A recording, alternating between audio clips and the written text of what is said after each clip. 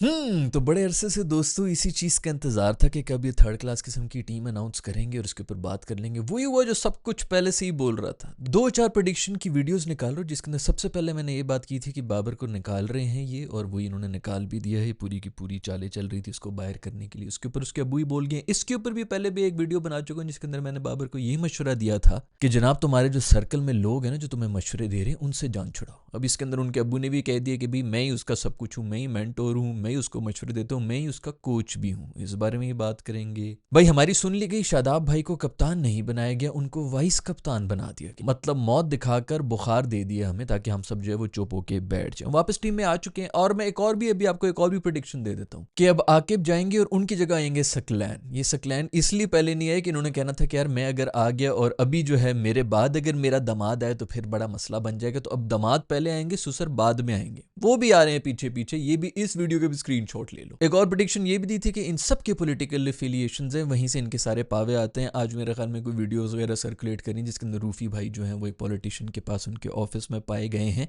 भाई यही होता रहेगा इस मुल्क में, यही होगा। जिन लोगों ने जिनको निकालना था टीम से वो उधर ही बैठे हैं। बाबर के साथ पर्सनल हुए हुए थे। खैर बाबर की भी कोई जगह नहीं बनती T20 या T20 या किसी के भी अंदर, उसको तो निकालना ही था। इसकी भी प्रेडिक्शन दी हुई थी, आप लोगों को यही बताया था कि साउथ अफ्रीका वाली सीरीज और उसके बाद जो चैंपियंस कप है ये आखिरी इसका मौका है, जो तूने करना है कर ले, नहीं तो तुझे टीम से उठा के बाहर फेंक देंगे। वही कर दिया है, बाहर कर दिया। उसी के ऊपर सबसे पहले बात करना चाहेंगे, बॉबी को टीम से निकाल दिया गया, जो कि बिल्कुल ठीक किया है। एक हद तक ही आपको जो है बर्दाश्त किया जा सकता है। लेकिन जहां तक अगर मुझसे पूछा रहे तो पाकिस्तान में अगर कोई बेहतरीन बैटर है इस वक्त इन सब थर्ड क्लास बैटर्स में तो वो बॉबी ही है। लेकिन उनकी सियासतें, उनकी चक्कर, उनके ये वो अब्बू की उन्होंने सुननी। अब्बू जो कह रहे हैं, और आज अब्बू ने बोल ही दिया, खुल के बोला हुआ। अब्बू ने बहुत बड़ा एक स्टेटस अपडेट कर दी जिसके अंदर वो तकरीर कर रहे हैं कि मैं इनका कोच हूँ, मैं इसका ये हूँ, मैं इसका वो हूँ, मैं तो बोलूँगा। तो यार यही सारा मसला है कि तुम अब्बू से सीख रहे हो क्रिकेट। अब्बू ने आपको जो भी शुरू के अंदर कर दिया। तो हमारे भी यहाँ पर वालदैन की जो इमोशनल ब्लैकमेलिंग होती है ना कि तू बड़ा होके हमें भूल जाएगा, तू भूल गया मैंने साइकिल पर बिठा के तुझे क्या कुछ किया, उस तरह कर करके जनाब अली अब वो इंटरनेशनल लेवल के ऊपर चला गया है। वहाँ पर जिस किस्म के मसाइल हैं,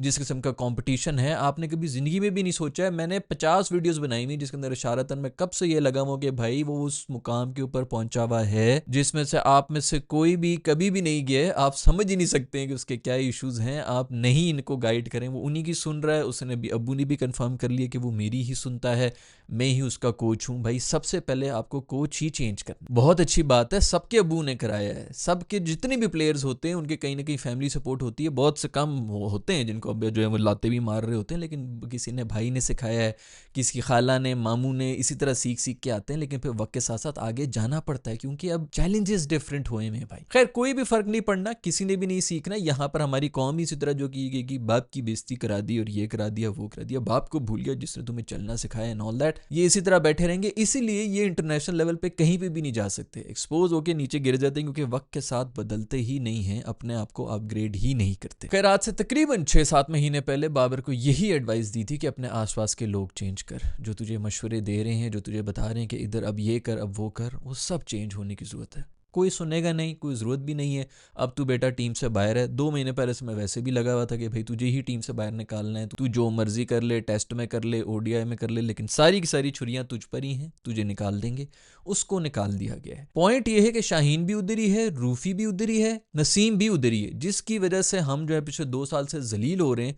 इन तीनों में से कोई भी नहीं निकलेगा टीम के अंदर से, क्योंकि तीनों आकिब भाई की गोदी में बैठे हुए होते हैं। उनके लाश दलारे हैं, ये कहीं पे भी नहीं निकलने लगे, वो उधर ही बैठे में।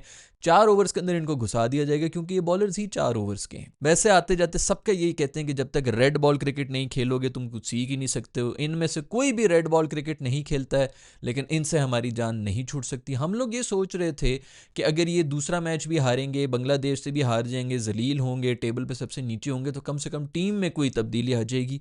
कोई टीम नहीं आई, कोई तब्दीली की है इन्होंने तो वो ये की है कि कप्तान एक दफ़ा फिर से चेंज हो गया है। रिजवान जिसकी कप्तानी बिल्कुल नहीं जानी चाहिए थी, उसको कप्तानी से निकाल दिया गया है। और सलमान अली आगा जिसकी जगह ही नहीं बनती है T20I के अंदर, उसको कप्तान बनाया ही इसलिए कि मेक शिफ्ट कप्तान बनाओ। आगे इन्होंने प्लान पूरा का पूरा सेट किया हुआ है वाइस कप्तान शादाब खान साहब के लिए ही। बाहर से अंदर घुसाना था। इन्होंने पहले वाटर टेस्ट कर लिए थे कि भाई जरा ये खबरें तो छोड़ो कि क्या है इसके ऊपर अवाम का क्या फीडबैक आता है। अवाम ने जब गालियां देनी शुरू की तो हमारे ये फोर्स होने की वजह से इनको कप्तानी नहीं मिली, नहीं तो मैं लिख के दे रहा हूँ ये कप्तान बन के ही टीम में वापस आ रहे थे। उनको ये लग रहा था कि 50 इंस्टाग्राम फैन पेजेस जो हैं वही पूरी पूरी दुनिया है, बाकी सारी ये जो बाकी लोग हैं वो तो बस ऐसे बोलते रहते हैं। मेरी तो बहुत फैन फॉलोइंग है, जो बच्चियां छोटी जो हैं टीनेजर उनको देख रही हैं, उनको समझ रही हैं, उनको ये लग रहा था कि भाई यही सारी कुल कायनात है, अवाम तो मर रही है कि कब हम टीम के अंदर वापस आए, कप्तानी तो किसी को प्रॉब्लम नहीं होगी। इन्होंने टेस्ट किया है वाटर्स को, लोगों ने जब गाल गलोच की है, गालियां दी हैं, तो फिर सलमान अली आगा को कप्तान बनाकर इसको वाइस कप्तान बनाया है। इन सबको पता है कि सलमान अली आगा T20 के लिए बिल्कुल सूटेड नहीं है। T20 में उसको खिलाकर उसका ODI और टेस्ट दोनों का कॉन्फिडेंस भी वाढ़ेंगे, और ये कर ही इसीलिए रहे हैं ताकि उसको भी निकाल दें। इसका भी बस यहाँ पे परफॉर्मेंस दे देगा, 2 विकेटें ले लेगा और 4 जो है इधर चौके मार दिए, उधर मार दिए। कोई एक मैच अगर गलती से, वैसे तो आज तक मुझे याद ही नहीं पड़ रहा कि कौन सा मैच उन्होंने जिताया हो, क्योंकि इतने इंपैक्टफुल प्लेयर्स हैं। फुलटॉस से फेंक फेंक के 2 साल थर्ड क्लास बॉलिंग कराने के बावजूद वो वापस टीम के अंदर भी आए हैं। और अभी यही होगा यार, ये एक मैच भी की गलती इसने परफॉर्म कर लिया, वो हमारे मुंह पर ऐसा रगड़ा जाएगा वापस, और यही होगा। आकिब जावेद निकलेगा, कोई और कोच वो चाहेंगे, तो उसके बाद बाबर भी वापस आ रहा होगा। ये सब इधर ही है, शाहीन उधर ही है। फिर 4 ओवर। अब ये न्यूजीलैंड की कंडीशंस हैं जिसके अंदर ये स्क्वाड अनाउंस हुआ है। इन कंडीशंस के अंदर रूफी भी चलेगा, शाहीन भी चलेगा, नसीम भी चलेगा। ये सारे पेसर्स आपके भागते हुए जो है ना विकेटें तोड़ते हुए फिर रहे होंगे, और लोग फिर खुश हो जाएंगे कि यार ये तो असल प्लेयर्स तो यही है। हमारा आवे का आवा बिगड़ा हुआ है यहाँ पर। ये असल में पता क्या है, समझते हैं कि हम सारे जो है ना वो हम चूचे हैं। बहुत कंट्रोल करना पड़ता है दोस्तों, ऐसी ऐसी गालियां आती है, लेकिन ऐसा ऐसा कंट्रोल करना पड़ता है कि आप लोग सोच नहीं सकते, क्योंकि अवाम ही फुद्दू है। मैंने एक बार पहले भी पूरी वीडियो बनाई है जिसके अंदर मैंने आपको यही कहा है कि यार वो इंडियंस जो बाहर निकल के इनकी एक मैच भी हारे हुए हो ना, तो इनके पुतले जला रहे होते हैं बाहर, जो है वो जो भी BCCI के ऑफिस के बाहर धरने हो रहे होते हैं, प्रोटेस्ट हो रहे होते हैं, शीशे तोड़ो ना इनके, ताकि इनकी थोड़े से हिलें कि यार ये अभी जरा मसला सीरियस हो गया है भाई। कम से कम पॉलिटिशियन को भी अगले कहें कि जनाब अली हमारी तो जानों को खतरा हुआ है, आप जरा जो भी है आपका हमारे लिए मसला बन गया, आप तो सामने नहीं आ रहे, हम जलील हो रहे हैं, तो इसको हम नहीं अब कर सकते। उस तरह भी नहीं करेंगे क्योंकि हमारी आवाम भी सोई हुई है, बेगैरत कौम है, बेगैरत ही रहेंगे, और इसी तरह ये लोग वापस भी आते रहेंगे। बिल्कुल बेफिक्र हैं, कुछ भी नहीं होना क्रिकेट। कामरान गुलाम भी चुप करके निकल गए। आकिब जावेद साहब से किसी ने पूछा कि उसको क्यों निकाल दिया, कि वक्त दुनिया का सबसे गंदा फील्डर है वो, तो तू कर क्या रहा था पिछले 4 महीने से उसके साथ? फिर फील्डिंग में ऐसा क्या उसने गंद कर दिया होगा? ज्यादा कैचेस नहीं कर रहा होगा, तो भाई कैचेस को सिखा नहीं सकते हो? इतना कोई मुश्किल काम होता है? मुझे भी किसी बंदर दे दो ना, चिंपैंजी दे दो, मैं उसको भी कैच कराना सिखा दूं। फील्डिंग की बेस के ऊपर निकाल दी, क्योंकि बाकी सारे जो है वो उड़ते हुए कैंगरू है ना, हमारे ये जो कीवी जिस तरह छलांगे मार रहे होते हैं, उस तरह बहुत बड़े बड़े फील्डर हैं। फील्डिंग के बेस के ऊपर शादाब साहब आपका कप्तान बन रहे थे, ये तो हमारे जोर वोर की वजह से लोगों ने जो है गालियां शालियां दी हैं, तो इसलिए उसको वाइस कप्तान बना के चुप करके रखा हुआ है। तू एक दफा परफॉर्म कर ले, तू 2-4 विकेटें ले ले, मैन ऑफ द सीरीज बन जा, फलाना हो जा, ये हो जा, फिर देख हम तुझे कैसे कप्तान बनाते हैं। उस तरह बनाया हुआ। और मैं बता रहा हूँ इनके सुसर भी वापस आ रहे हैं, अब बहुत जल्द उनको भी देख लेंगे। ये रुके ही इसलिए कि यार मैं अब भी आया और फिर शादाब को मैंने डाला तो मसला हो जाएगा, सब कहेंगे कि पर्ची आ गई। अभी भी हम यही कह रहे हैं कि पर्ची है। खैर भाई, हम चीखते रहे, बड़ा बोलते रहे कि भाई स्पिनर नहीं है, स्पिनर नहीं है, तो न्यूजीलैंड की कंडीशंस के लिए हमने स्पिनर घुसा दिए। अब अचानक से सारे स्पिनर्स आ चुके हैं वापस टीम के अंदर, क्योंकि न्यूजीलैंड के अंदर बाकी स्पिनर जो हैं वो चल रहे हैं। वहाँ पर जो है इनको टीम शीम में कोई रखेगा नहीं। यही आपके शाहीन नसीम जो है वहाँ पर हीरो बने होंगे, यूं जूं जूं करके गुजर रही होगी, धुन्नी काटती हुई बॉलें जा रही होंगी, लोग कह रहे होंगे बहुत दुनिया के सबसे बेहतरीन तेज गति वाले बॉलर्स हैं। बॉलर्स को जब तक कोई असिस्टेंस ना मिल रही, वो तो हमारी भी रोड पिच के ऊपर जिस तरह हमारे भी जो है वो 100 मार रहे होते हैं, उस तरह इन ग्रीन पिचेस के ऊपर हमारे बॉलर्स भी जो है वो छाए हुए होते हैं। खैर नए बच्चों को डाल दिया, मुझे तो उनकी टेंशन हो रही है कि नए बच्चों को न्यूजीलैंड लेके गए हैं। इसके ऊपर भी मैं वीडियो बना चुका हूँ कि वहां पर उनके फेल होने के बहुत ज्यादा चांसेस हैं, तो वापस ये भी सब वापस आ रहे होंगे जो 2 बंदे इन्होंने निकाल दिए। क्योंकि फैन फॉलोइंग एक तो वैसी खोता फैन फॉलोइंग है, इंटेलेक्ट कोई है नहीं, तो वो तो वैसी शोर मचा हुआ होता है। दूसरा कॉन्टैक्ट्स आपके वैसी हैं, पॉलिटिकल एफिलिएशंस भी हैं, हर जगह पे आपके मामू चाचू और अब तो सुसर्स भी जो हैं वो भी लगना शुरू हो गए, इन्फ्लुएंशियल क्रिकेटर हो गए हैं। तो कौन हाथ डालेगा यार, किसको डालेगा इस मुल्क में? ये तो क्रिकेट की बात करो, क्या आप लोगों के डिपार्टमेंट्स में ये नहीं हो रहा? हर ऑफिस में हर जगह में यही सब कुछ हो रहा है, रेफरेंसेस की बेस के ऊपर। इसका अब्बा ये, उसका अब्बा वो है, हमारे अच्छे दोस्त हैं, व्हाटएवर, कोई भी आप लेके दिखा दें, प्रमोशन लेके दिखा दें भाई। जो रही सी चीज रह जाती है वो चापलूस और जो इस किस्म के टीसी लोग होते हैं उनको मिल जाती है। तो भाई फिर कहते हैं कि जी टैलेंट किधर चला गया? टैलेंट मुल्क छोड़ के ही निकल जाता है। उसी से मुझे याद है मुल्क छोड़ के निकले थे मैं खाम उस्मान खान साहब हमारे, वो मुल्क के साथ चिपके में, उनका पता नहीं कौन सा पावा लगा हुआ है,